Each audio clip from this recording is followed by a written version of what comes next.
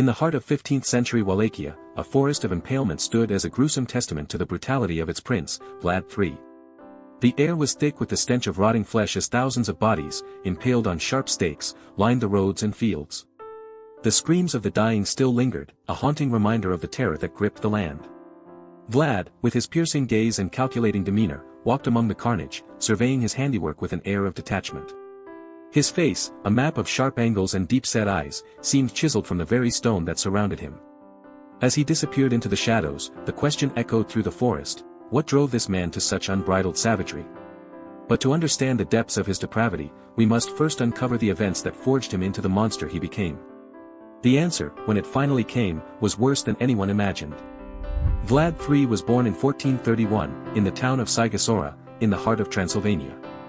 His early life was one of privilege and luxury, as the son of Vlad II Dracula, a member of the Order of the Dragon, a chivalric order founded to fight against the Ottoman Empire.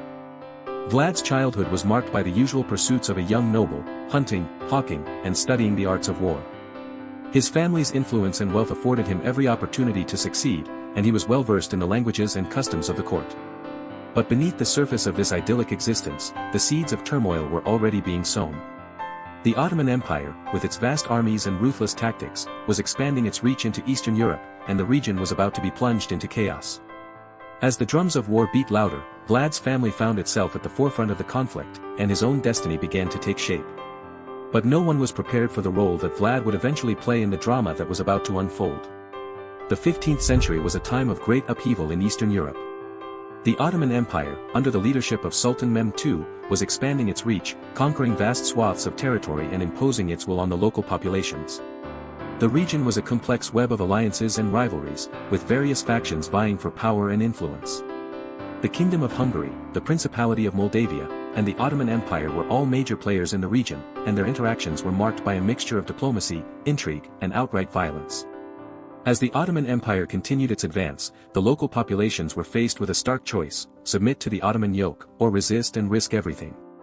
It was in this context that Vlad III began to make a name for himself, first as a minor noble, and then as a major player in the regional power struggle. But as he navigated the treacherous waters of Balkan politics, he would be forced to make choices that would haunt him for the rest of his life. And then the record simply stopped, leaving us to wonder what really happened during those fateful years.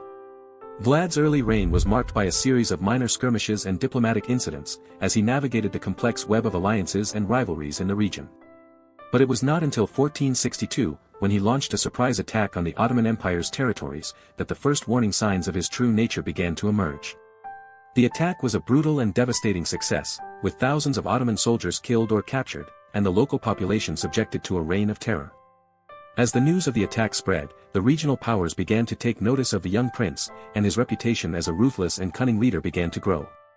But it was not until the aftermath of the attack, when Vlad ordered the mass impalement of his enemies, that the true extent of his brutality became clear.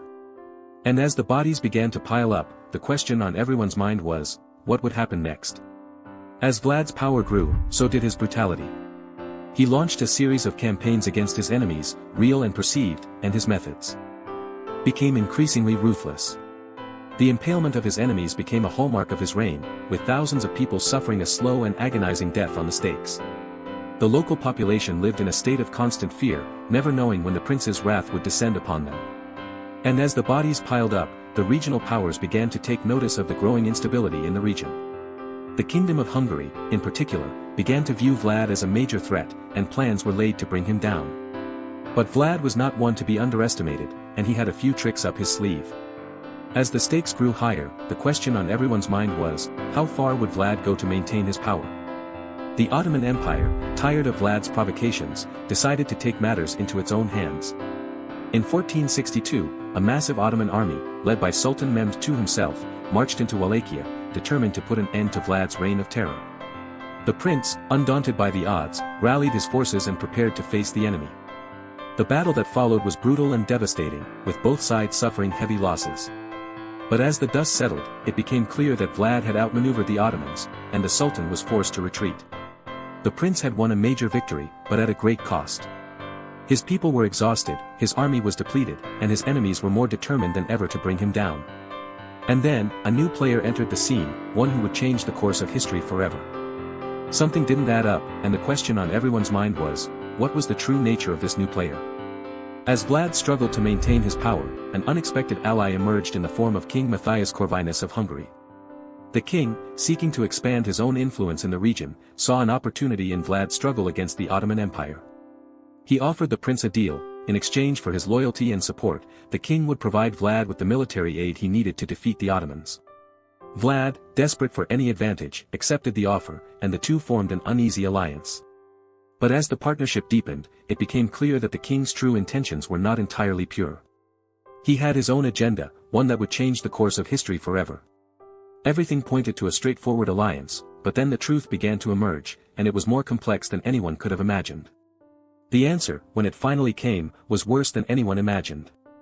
As the alliance between Vlad and King Matthias Corvinus deepened, it became clear that the king had a hidden agenda. He was not just interested in defeating the Ottoman Empire, but also in expanding his own influence in the region. He saw Vlad as a useful tool, a means to an end, and he was willing to do whatever it took to achieve his goals. The prince, however, was not just a pawn to be used. He had his own ambitions, his own desires, and he was determined to achieve them, no matter the cost. As the two leaders navigated the complex web of alliances and rivalries, it became clear that their partnership was not just a straightforward alliance, but a delicate balancing act.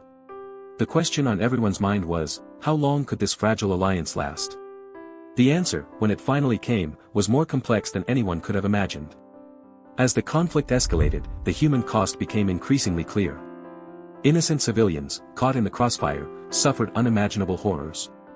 Women and children, old men and young boys, all were subjected to the brutal whims of the warring factions. The prince's own people, the very ones he was supposed to protect, were not immune to his wrath. His campaigns of terror, his massacres and his impalements, left deep scars on the population. The trauma of those events would be felt for generations to come, a grim reminder of the devastating consequences of war. The story of one young girl, barely 10 years old, stands out as a heartbreaking example of the human cost of the conflict. Her name was Elisabetta, and she was just one of them.